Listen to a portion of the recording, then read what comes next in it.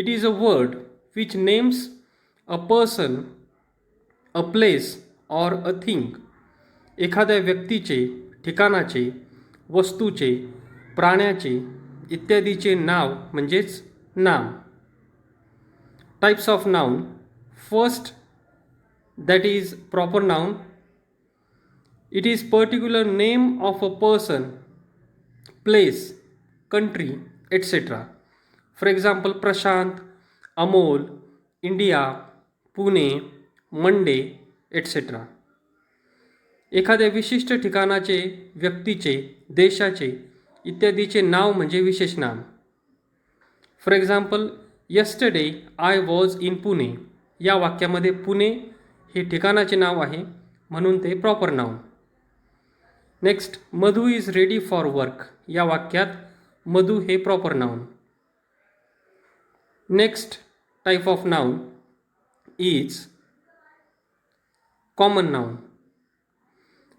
It is name for things of same group. It does not show particular place, person, etc. For example, boy, girl, college, village, etc. एकाच प्रकारातील व्यक्ती, प्राणी, वस्तू इत्यादीसाठी वापरले जाणारे नाम म्हणजे सामान्य नाम. For example, give me a pen या वाक्यात अ पेन हे कॉमन नाउन. पुढचं वाक्य, प्लीज पुश अ टेबल या वाक्यात टेबल हे कॉमन नाउन.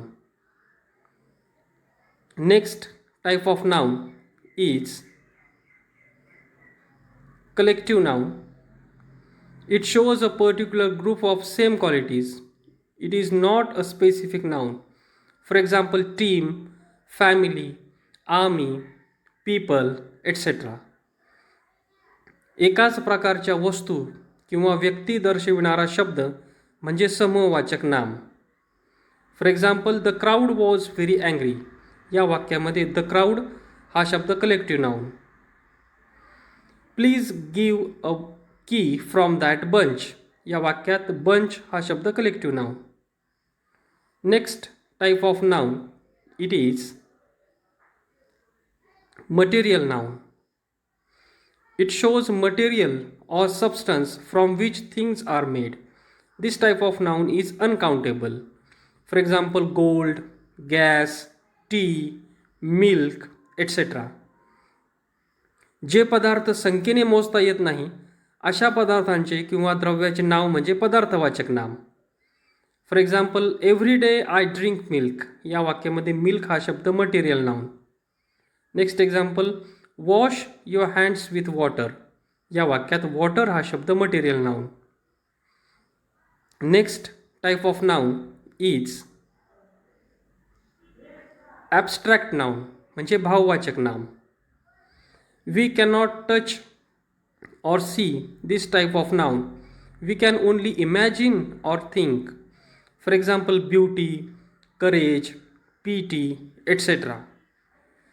व्यक्ती, प्राणी किंवा वस्तूच्या गुण, अवस्था, वृत्ती इत्यादीचा बोध ज्या नामामुळे होतो असे नाम म्हणजे भाववाचक नाम. For example, happiness is important